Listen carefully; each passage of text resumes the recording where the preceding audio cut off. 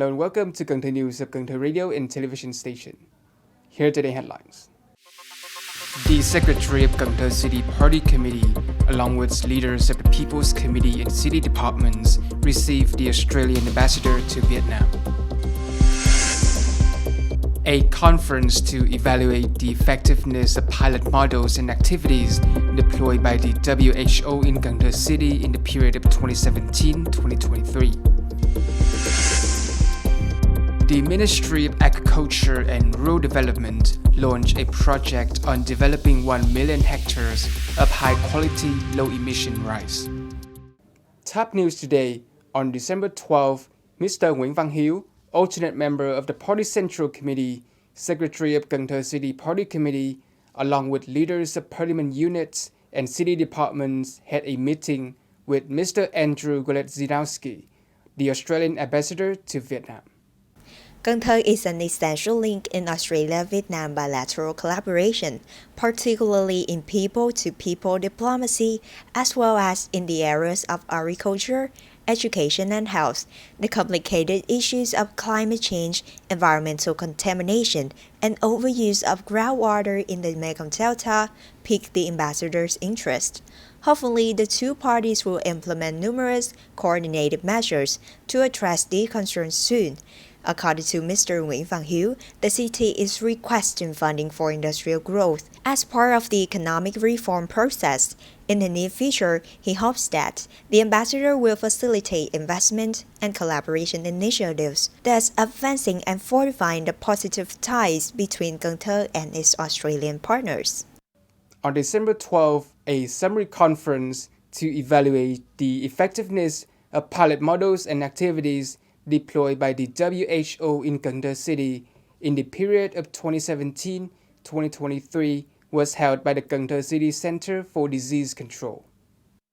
The following topics were covered at the conference: PrEP research at PrEP facilities, deploying HCV load testing at district hospitals using Gen Expert, and preventing transmission of HIV, hepatitis B, and syphilis from mother to child.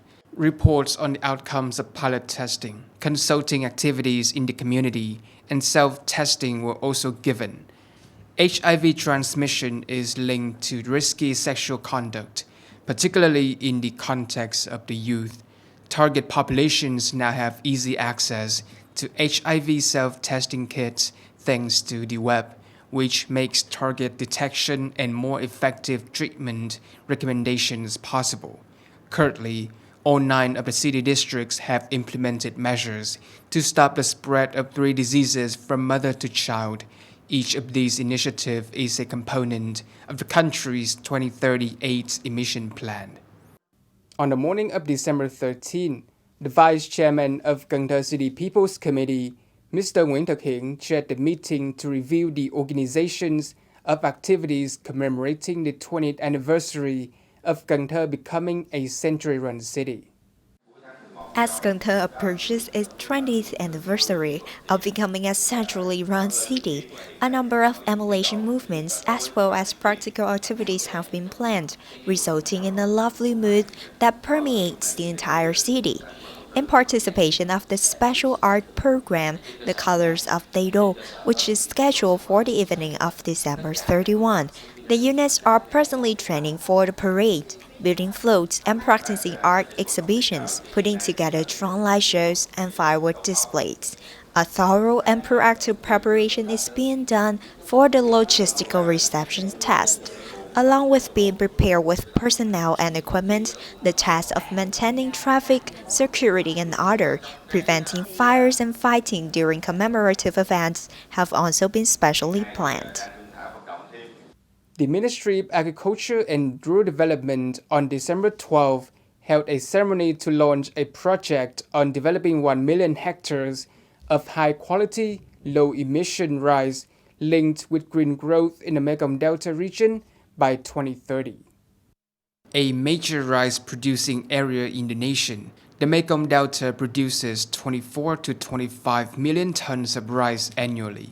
However, the cultivation of rice results in significant emissions of greenhouse gases, which degrades the quality of the surrounding air. Thus, to fulfill Vietnam's international obligations, the project intends to create 1 million hectares of specialized, high-quality, low-emission rice growing areas, restructure the production system following the value chain, apply sustainable farming practices to add value, develop the rice industry, enhance production and business efficiency, improve the income and quality of life of rice growers, protect the environment, and reduce greenhouse gas emissions. The Mekong Delta region has so far had over 2,000 OCOP products recognized with 3-star rating or more, accounting for 18.8% of the country's total OCOP products. According to the Ministry of Agriculture and Rural Development, localities in the Mekong Delta have prioritized the development of traditional products, typical products associated with the benefits of concentrated raw materials, such as fruits, seafood, rice, etc., to develop unique products with distinctive nuances of the region.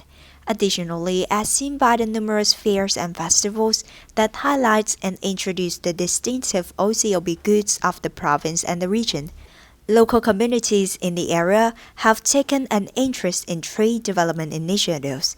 In addition to greatly boosting cultural values, tourism, and the preservation and promotion of local costumes, OCOP products are opening numerous potential for rural economic growth.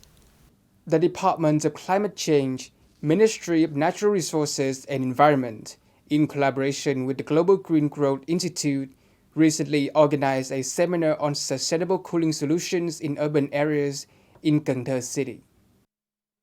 Experts state that a comprehensive strategy requires the involvement of pertinent agencies and organizations from a variety of professions. It is necessary to deploy sustainable cooling solutions in urban areas.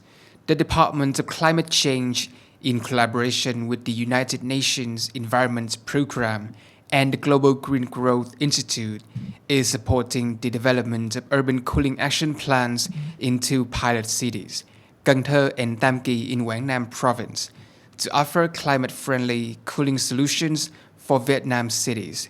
As a result, these 2 cities will receive legislative support as well as the best insulation and natural cooling options available. The 2 pilot locations can create long-term resilient strategies to safeguard those susceptible to extreme heat and enhance the general health of the metropolitan population through the program's activities. Cần Thơ City Innovation Startup Festival TechFest Cần Thơ 2023 has just taken place at the Turtle Hall in Cần Thơ University. Vice President of the city's People's Committee, Mr. Nguyễn Ngọc Hè, stated in his opening remarks that the cities have focused particularly on science and technology in recent years, encouraging communication efforts on eco-innovation startups, and fostering connections with over 14 startup support groups and incubators. Around 500 ingenious technologies and products from university and research institutes, as well as typical innovative goods from both domestic and international companies, are on show at TechFest Cần Thơ 2023. As part of the event's framework, there were also the following: the Linking Network's launch ceremony to create startup and innovation complexes in Mekong Delta University and colleges, the 4th Mekong Delta Startup and Innovation Forum with the theme University, an opening note for the innovation ecosystem in the Mekong Delta.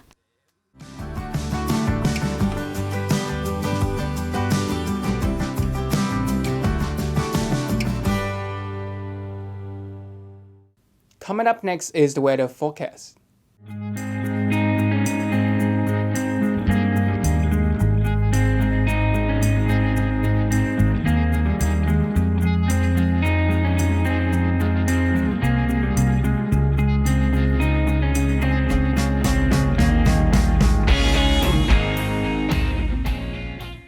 Thank you so much for watching, and I'll see you next time.